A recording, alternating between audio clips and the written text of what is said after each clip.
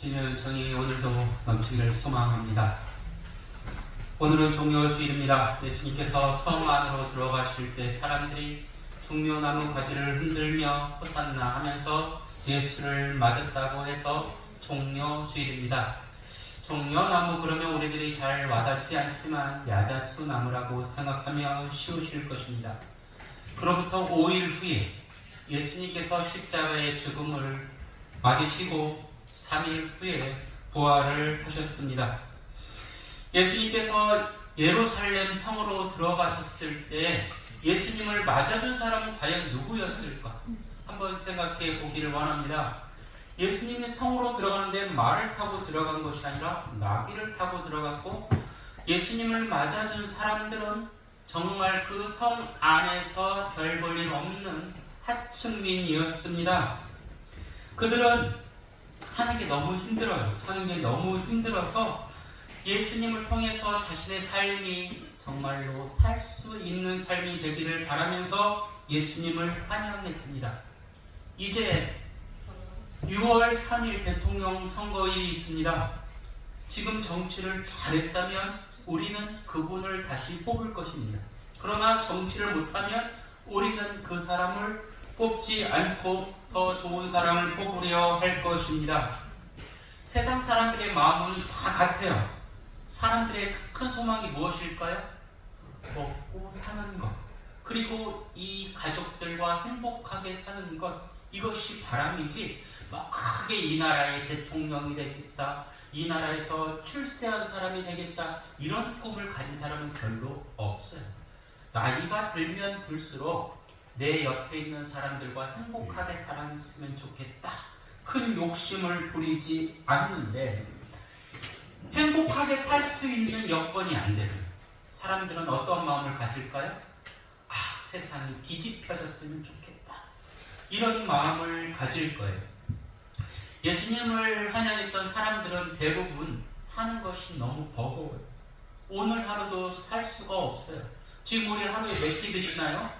아침, 점심, 저녁, 보통 3끼를 드시는데 예수님 당시의 사람들은 하루 한 끼 먹는 것이 어찌 보면 사치인 사람들이 많이 있었죠. 이틀에 한 끼, 3일에 한 끼, 이렇게 먹는 사람들이 많아서 예수님 당시의 평균 수명이 30을 넘지 못했습니다. 그래서 예수님이 이렇게 오시는데 환영을 하고 싶은 거예요. 환영을 하려면 어떻게 해야 돼요? 우리 같은 경우는 제 시집 때 현수막을 붙였죠. 밖에도 현수막을 붙였죠. 그리고 기념품도 준비하고 했는데, 만약에 돈이 없으면 어떡할까요? 현수막을 못 붙일 거, 기념품도 못하고 예식도 제대로 못했을 거예요. 예수님 당시 예수님을 환영하고 싶은데 깃발 하나 만들 돈이 없는 거예요. 그래서 어떻게 해요? 환영은 하고 싶은데 환영을 할 수가 없어요. 깃발과 제일 비슷한 것이 무엇일까? 주변에 딱 들어보니까 깃발처럼 큰 나무 잎사귀가 보여요. 이것이 야자수 잎사귀. 그래서 야자수를 흔들며 예수님을 환영했던 것이죠. 그 사람이 대부분 다 가난했던 사람입니다. 그 종려주일 그 시기에 맞았던 종려나무를 들고 환영했던 그 생각을 하면서 오늘 은혜를 나누고자 합니다. 호산나, 다윗의 자손 예수여, 이렇게 표현하고 있는데, 호산나라는 말의 뜻은 구원하여 주옵소서, 이런 말이에요. 구원하여 주옵소서, 이 말은 살려주세요, 지금 사는 것이 너무 힘드니 살려주세요, 이런 말이에요. 예수님이 그 말을 듣고 기뻤을까요? 아니면 마음이 무거웠을까요? 누가 나에게 살려주세요 그러면 마음이 기쁠까요? 무거울까요? 무거운 마음이 들 수밖에 없는 것이죠. 어떻게 하면 저 사람들을 살릴 수 있을까요? 하늘과 연결되는 그 길을 가로막는 사람들, 담을 쌓고 있는 사람들, 그 담을 부수는 일이 예수님이 해야 할 일이에요. 그것이 생명을 살리는 일이기 때문이죠. 예수님의 마음이 어땠을까? 저는 상상해 보았습니다. 호산나 이런 말을 들었을 때 이것이 아니라 마음이 무겁구나. 그리고 그 가슴에는 눈물방울이 맺혔을 거라는 상상을 해보았습니다. 성 안의 사람들을 딱 보니 성 안의 사람들이 생기가 넘치는 것이 아니라 죽음의 그늘에 눌려있는 그 모습이 보이는 거예요. 모든 생명은 어떻게 살라고 하나님이 명령하셨나요? 생육하고 번성할 수 있다. 그 명령을 하나님께서는 하셨는데 예루살렘 성 안에는 생육하고 번성하는 모습이 보이지 않아요. 어떤 사람들은 정말로 놀라울끔 생육하고 번성. 어떤 사람들은 비참할 정도로, 처참할 정도로 하루하루 살아가는 모든 생명이 생육하고 번성인데 이쪽에 소수의 사람들은 생육하고 번성하는데 이 많은 사람들은 너무 비참한 삶을 살아가는 예수님 가슴이 아파요. 저 사람들도 하나님이 창조한 사람인데 왜 이렇게 비참하게 살아가는 것일까? 예수님이 생각해보니 성 안의 강도들이 너무 많아요. 강도가 무엇인가요?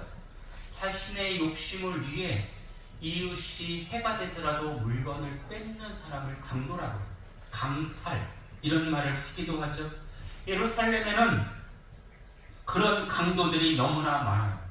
사람들이 먹고 살아야 할 것을 뺏는 사람들이 있어요. 그러면 이것을 가만히 놔두었는가? 예루살렘에는 경찰이 없고 또 재판을 담당하는 재판관들이 없었을까? 당연히 있어요. 예루살렘에는 성전을 담당하는 성전 병사가 있었고 또 로마 병사가 있었고 또 그 재판을 담당하는 제사장들이 있어요. 세상의 모든 사람들이 다 갖추어졌는데 왜 강도가 득실될까? 2025년 대한민국을 바라보시길 바랍니다. 대한민국에 경찰이 있죠. 검사가 있고 판사가 있어요. 그런데 대한민국에 보면 강도들이 많은 것 같은 느낌이 들어요. 왜 그럴까요? 경찰과 판사와 검사와 강도가 한물이기 때문에 대한민국 2025년이 강도가 많은 세상 이렇게 우리는 표현할 수 있는 것입니다. 속담 중에 고양이에게 생선 맡긴다라는 속담이 있습니다. 생선을 지키고 싶으면 고양이에게 맡기지 말아야 돼요. 어떤 사람이 저 고양이는 정말 양심적인 고양이야 이렇게 말할지라도 그 고양이에게는 생선을 맡기면 절대로 안 돼요. 고양이가 양심적인 고양이가 생선을 보면 어떻게 할까요? 내가 생선을 지켜야지 이런 마음을 가질까요? 그렇지 않습니다. 고양이는 생선을 지키는 동물이 아니라 생선을 먹는 동물입니다. 예루살렘 성이 이와 비슷하다고 볼 수 있습니다. 유대의 법이 있었고 로마의 법이 있었지만 그 법은 정의를 세우는 법이 아니라 정의를 죽이는 법이에요. 죽어도 한참 전에 죽어서 그 로마 사회, 예루살렘 사회를 바라보면 썩은 냄새가 진동해요. 다른 말로 하면 종교도 썩고 정치도 썩고 치안도 썩었다. 지금 우리 2025년 대한민국과 비슷하지 않은가요? 종교가 썩고요. 치안이 썩고 정치가 썩으면 그 안에 사는 사람들은 어떻게 살겠어요? 그 안에 사는 사람들은 숨을 쉴 수가 없어요. 일부 사람들은 와, 내 세상이다 하고 살지만 많은 국민들은 숨을 쉴 수가 없는 것이죠.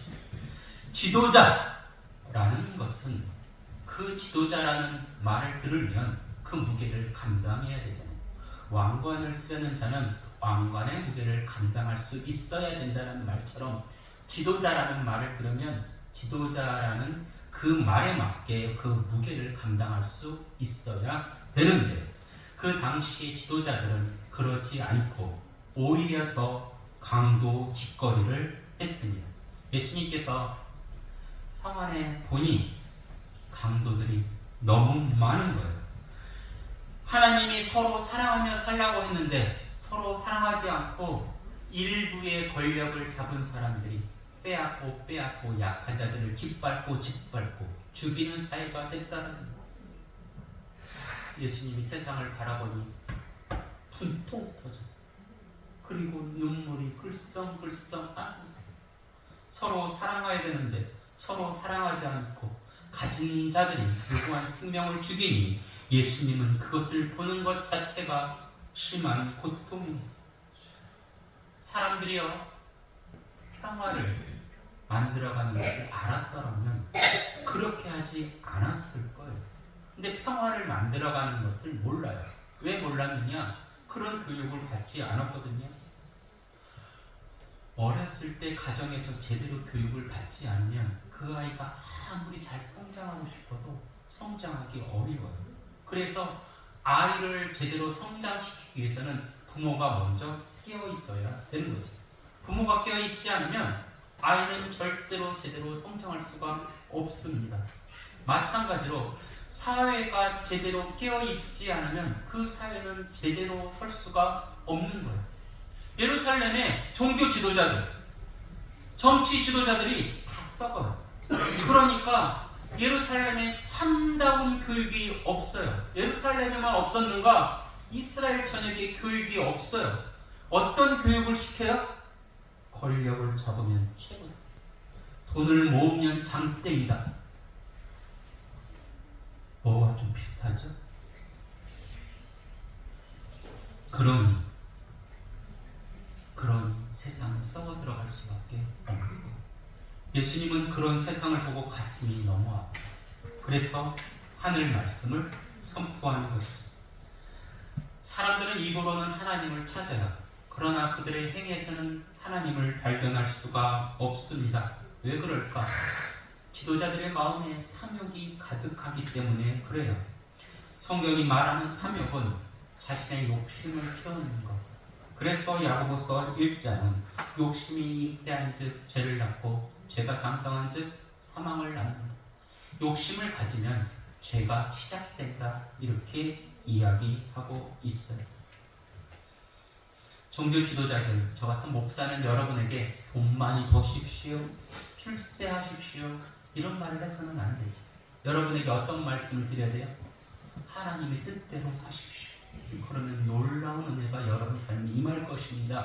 이런 이야기를 해야 되는데 그 당시에 종교 지도자들은 돈이면 최고다. 이런 탐욕을 사람들에게 심어준 거예요. 그러면서 자신이 탐욕의 최고봉에 올랐은 거죠. 그래서 종교 지도자들 옆에 가면 썩은 냄새 같지. 아무리 깨끗한 옷을 입어도요, 화장실에서 뒤처리를 하지 않고 나면 어떤가요? 그 사람은 좋은 냄새가 나는 게 아니라 화장실 냄새가 날 수밖에 없는 것이죠. 예수님께서 예루살렘 성을 탁 보시니 탐욕의 냄새가 진동함을 느껴요. 그 냄새는 사람을 살리는 냄새가 아니라 사람을 죽이는 냄새예요. 탐욕의 냄새가 지독하면 모든 사람이 숨막혀 죽을 수밖에 없는 거예요. 예루살렘 사람들이 이 지도자들 때문에 숨이 조금씩 막혀요. 그러면서 어떤 생각을 가지느냐? 세상이 좋아지면 좋겠다 이런 생각을 갖지 않아요. 어떤 생각을 하냐면 저 사람 욕심껏 살았더니 잘 되네. 그러면서 사람들 마음속에도 은연중에 나도 욕심을 품어야지. 저 사람이 잘못하니 반면교사로 나는 잘해야지가 아니라 저 사람이 권력을 지향하니 나도 권력을 지향해야지. 저 사람이 물질을 지향하니 나도 물질을 지향해야지. 이런 생각이 그 사이에 가득 차 있어요.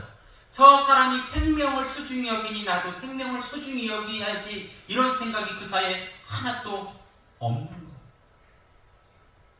함께 수영하는 공공수영장에서 수영하다가 소변이 마르면 어떻게 해요?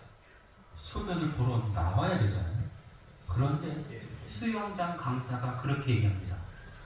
소변을 보는 사람이 너무 많아서 여기에 약 처리를 하지 않으면 수영을 할 수가 없습니다. 수영장 강사가 이 말을 해요. 그런데 소변은 그렇다 쳐요. 근데 거기서 수영장에서 수영을 하고 있는데 대변이 마려워요. 그럼 어떻게 해야 돼요? 당연히 나와야 되는데 어떤 사람이 대변을 봐요. 그러면 그 수영장은 대변을 본 사람만 피해가 되는 것이 아니라 모든 사람이 피해를 입게 되는 것이죠. 사람이 탐욕을 부리면 자신만 피해를 입는 것이 아니라 주변의 모든 사람이 피해를 입게 되는 거예요. 자신이 욕심을 부리면 주변의 사람들은 죽어가는 거예요. 예수님은 그런 예루살렘을 보면서 가슴이 너무 아파요. 그리고 예수님은 예루살렘으로 들어가셔요. 그러면 어디를 제일 먼저 가실까요? 예수님께서 사람이 많이 모인, 착한 사람들이 많이 모인 곳에 가실까요? 강도가 많이 모인 곳에 가실까요? 예수님의 목적은 강도를 없애는 게 목적이잖아요. 그래서 강도가 득실되는 곳으로 가는데, 강도가 득실되는 곳이 어디냐? 성전. 참으로 아이러니하죠? 하나님을 만나는 곳이 성전이어야 되는데 강도가 득실되는 곳이 성전입니다. 말은 거룩한 집 그러지만 실제는 거룩함과는 거리가 먼 곳, 이것이 성전이라는 곳입니다. 예수님께서 성전 안에 들어가셔서 하신 일이 성전에서 장사하는 사람들을 내어 쫓으셨다. 장사가 죄예요? 죄가 아니잖아요. 그런데 예수님께서는 장사하는 사람들을 내어 쫓으셨다, 이렇게 이야기해요. 성전이요, 목적이 기도를 통해, 찬양을 통해, 말씀을 통해 하나님을 만나야 돼요. 우리 교회가 기독교 사업을 하는 것이 아니라 하나님을 만나는 장소가 되어야 되잖아요. 그런데 우리 교회에서 예를 들어서 된장 팔고 뭐 팔고 그래서 장사를 통해서 교회를 세우려고 한다고 해보세요. 참다운 교회라고 할 수 있을까요? 아니겠죠? 예. 이곳에서 장사를 해서 물건을 팔아요. 어떤 식으로 팔았느냐? 성전에 오면 사람들이 하나님께 제사를 드리려고 제물을 준비해요. 부자들은 소를 준비하고, 조금 가난한 사람은 양을 준비하고, 조금 더 가난한 사람들은 비둘기를 준비하고, 제일 가난한 사람은 곡식을 준비해요. 그러면 성전에 오기 전에 이 제사를 드리려고 소를 정성껏, 양과 염소를 정성껏 키워서 흠없는 것을 다 가지고 와요. 그리고 나서 하나님께 제사를 드리려고 제사장의 검사를 딱 맞는 거예요. 맞으면 어떤 일이 있느냐? 괜히 트집을 잡아. 이것은 흠이 있네. 이것은 뭐가 문제네. 그래서 자신이 가져온 것으로 제사를 드릴 수가 없어요. 그래서 제사장이 이렇게 얘기합니다. 우리 성전에서 제사에 사용되는 동물을 파니 그것을 구입해서 제사를 드려라. 그것은 거룩하다. 흠이 없다. 이렇게 얘기해요. 근데 성전에서 파는 동물들을 보니 자신이 가지고 온 동물은 튼실한데 이것은 뭐 상처도 많고 흠이 많은 거예요. 그러면서 소 한 마리 예를 들어서 100만 원이라고 하면 시중에서 100만 원 주고 사올 소를 성전에서는 얼마를 받고 파냐면 300만 원, 400만 원 받고 파는 거예요. 그리고 그 당시 로마 사회에서 사용되는 돈은 다 로마의 화폐였는데 로마의 화폐는 로마의 황제 얼굴이 거기에 딱 그려져 찍혀 있기 때문에 하나님은 그것을 받지 않으신다. 그러니 이 성전에서 사용되는 화폐로 바꿔야 된다. 환전을 해요. 근데 환전 수수료가 어마어마해요. 그래서 사람들이 성전에서 돈을 모으는 거예요. 돈이 들어오니 눈이 뒤집혀지는 것이에요.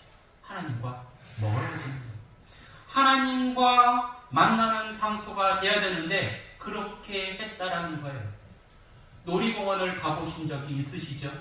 제가 놀이공원을 가는데 놀이공원 들어갈 때 가방을 열어서 검사를 해요. 왜 검사할까요? 음료수 먹을 것 가지고 들어가면 안 된다. 그래서 검사를 해요. 그리고 나서 빈 가방, 음료수가 있으면 못 들고 가게 해요. 그래서 빈 가방을 가지고 들어가서 시중에 1,000원짜리 음료수를 그 놀이공원 안에는 얼마에 팔아요? 2배, 3배 주고 팔아요. 놀이공원의 목적이 정말로 놀이공원에 오는 사람들을 즐겁게 하려는 것이 아니라 돈을 모으려는데 목적이 있기 때문에 들어오면서 검사를 하는 것이죠. 이와 마찬가지로 성전이 그렇게 종교 지도자들의 돈 버는 장소가 되었다는 거예요. 하나님을 만나는 장소가 되었는데 돈을 버는 장소가 되었다는 거예요. 그 돈들이 다 어디로 가요? 제사장들의 주머니로 들어가요. 주머니에서 떨어지는 떡고물, 그 밑에 있는 사람들이 먹고, 그 밑에 있는 사람들이 그 밑에서도 떡고물을 받아 먹고 그랬다는 거예요. 종교가 썩어 들어가니 하나님의 그 사랑이 성전에 조금도 임하지 않았다는 거예요. 그래서 사람들이 서로 사랑하지 않고 탐욕을 부리며 살아갑니다. 예수님이 그 모습을 보고 가슴이 터져요. 하나님을 만나는 장소가 되어야 되는데 왜 저들은 탐욕을 채우는 장소가 되었을까? 성전을 뒤집으면서 예수님이 이렇게 말씀하십니다. 기록된 바 내 집은 만민이 기도하는 집이 되어라 하였거늘 너희는 강도의 소굴로 만들었다. 돈을 버는 장소가 교회가 아니에요. 어떤 사람들은 이렇게 말하기도 합니다. 믿지 않는 사람들이 목사한테 이렇게 얘기를 합니다. 목사님은 좋겠어요. 주일날 1시간 설교하고 들어오는 헌금 모두 다 가지니까요. 이렇게 생각하는 사람들이 있다라는 거예요. 근데 옛날에 예수님 당시에 그렇게 했다라는 것이죠. 만약에 예수님의 말씀이 맞지 않았다면 그 성전에서 일하는 사람들은 화를 냈을 것입니다. 당신의 말이 틀렸어. 우리는 온전히 하나님의 일을 하는 것이지 우리의 욕심을 채우는 것이 아니요. 이렇게 말했을 텐데 그들은 예수님이 성전에 있는 좌판을 뒤엎으면서 말씀을 하시는데도 전혀 대꾸하지 못합니다. 예수님은 좌판을 덮으신 후에 이제 하늘의 가르침을 사람들에게 선포합니다. 여러분, 복과 화는 하나님이 주관하시는 것입니다. 내가 채우려고 할 때 채워지는 것이 아닙니다. 하나님의 일을 할 때 채워지는 것이지 하나님의 뜻을 이루려 때 복이 임하는 것이지 내가 가지고 싸우려고 할 때 나에게 복이 임하는 것이 아닙니다. 진정 여러분이 평화를 얻고 싶다면 먼저 하나님 앞에 겸손하십시오. 이런 말씀을 선포해요. 그 당시 지도자들은 이렇게 얘기해요. 나는 하나님의 부름받은 주의 종이니 나를 잘 대하면 너희들이 복을 받을 것이다. 근데 예수님은 그 말씀을 안 하셔요. 나를 잘 대하라 이런 말씀을 안 하시고 서로 사랑하라 하늘의 뜻을 이루라 이런 말씀을 하시는 거예요. 교회 안에서 목사, 장로 당연히 존중해야 되죠. 그런데 목사, 장로는 먼저 교인을 섬겨야 돼요. 목사, 장로가 주의 종이니 너희들이 섬겨야 한다 이런 말을 하는 것은 어찌 보면 예수님의 가르침과는 상반된 것이라고 할 수가 있지. 예수님이 이렇게 말씀하시니 이 지도자들이 예수님이 눈에 가시가 되는 거예요. 어떻게 하면 예수를 죽일까? 어떻게 하면 예수를 없앨까? 이 생각을 하게 되었다는 거예요. 47절 말씀 여러분 보시기를 바랍니다. 예수께서 날마다 성전에서 가르치시니 대제사장들과 서기관들과 백성의 지도자들이 그를 죽이려고 꾀하도다. 자신의 입권을 막는 예수를 이들은 가만히 둘 수가 없었던 것이죠. 그런데 사람들은 예수를 떠나지 않아요. 왜 그래요? 예수의 옆에 있으면 뭔가 하늘의 기운이 임하는 것 같아요. 근데 그들 옆에 있으면 마음이 너무 불편해요. 하늘의 기운 임하는 것을 어떻게 할 수 있느냐? 아이들이요. 자기가 좋아하는 사람 옆에 가면 그냥 계속 붙어 있어요. 뭔지 모르는데 계속 붙어 있어요. 근데 어떤 사람은 사탕을 줘도 그 옆에 가지를 않아요. 정말 하늘의 기운, 하늘의 생기, 그것이 예수를 통해 사람들에게 전해졌기 때문에 사람들이 예수를 떠나지 않는 것. 죽이고 싶어도 사람들의 눈이 너무 많아서 예수를 죽일 수가 없는 거예요. 예수님께서 권력자의 편에 섰더라면 이런 시기를 받지 않겠죠. 이런 질투, 이런 모함들을 받지 않았을 것인데 예수님은 누구 편에 서요? 오직 하나님 편에 서요. 하나님이 원하시는 것이 무엇인가? 모든 생명이 생육하고 번성하는 것, 이것이 원하시는 것이 아닌가? 강도처럼 자신의 욕심을 채우는 것, 하나님이 극히 혐오하는 것이 아닌가? 예수님은 그것을 정확히 아시는 거예요. 그래서 강도를 잡으려 예루살렘 성 안으로 오늘 들어가시는데 누가 힘을 가지고 있어요? 강도들이 힘을 가지고 있어요. 예수님은 칼을 차고 들어가는 게 아니에요.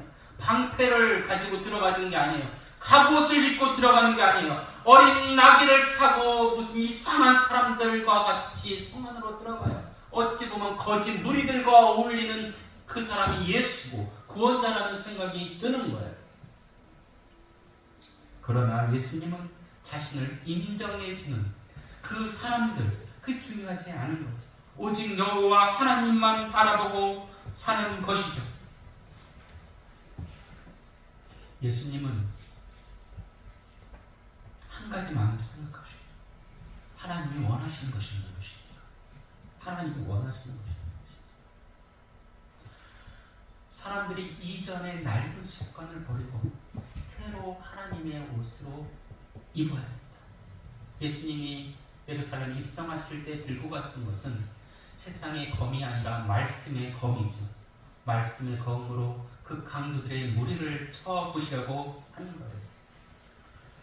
제가 어렸을 때 우리 옆집에서 실로 이렇게 떠서 저에게 옷을 해준 적이 있습니다. 옛날에 어르신들이 이렇게 많이 뜨개질해서 옷을 입었잖아요. 네. 옷을 해 주셨는데 이 옷이 저에게 작아진 거예요. 제가 몸이 커진 거예요. 그랬더니 옛날 가난한 시절에 그 옷을 다 풀어가지고 다시 이렇게 떠서 제 몸 사이즈에 맞게 다시 해주셨어요. 우리들이 종교적인 습관이 내 몸에 맞지 않으면 그것을 다시 풀어야 되는 것이에요. 예수의 그 가르침을 우리들이 가슴에 새겨야 되는 거예요. 예수의 가르침을 새겨서 하나님이 원하시는 그 옷으로 우리는 갈아입어야 됩니다. 그럴 때 진정 우리의 삶에 평화가 넘치고 하나님께 영광 돌릴 수 있게 되는 것이죠. 종교주의를 다시 한번 생각해 보시길 바랍니다. 예수님께서는 강도를 잡기 위해 예루살렘 성으로 입성하셨어요. 만약에 우리가 지금 세상의 강도가 됐다면 예수님이 우리를 잡기 위해 다시 한번 이 땅에 내려오실 수도 있는 것이죠. 우리는 강도가 아니라 주의 백성입니다. 주의 백성답게, 주의 자녀답게 살아가시기를 소망합니다. 그리하여 부활의 기쁨까지 이어지기를 간절히 축원합니다. 기도드립니다. 주 우리 아버지 하나님, 오늘 종려주일을 맞이하여 다시 한번 예수님께서 예루살렘에 입성하신 그 이유를, 그 목적을 생각해 봅니다.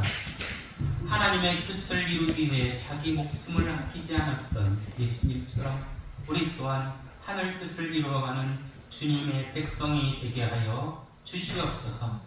강도가 아니라 선한 일꾼이 되어 하나님과 더불어 하늘나라를 일구어가는 귀한 주의 종들로 삼아 주시옵소서.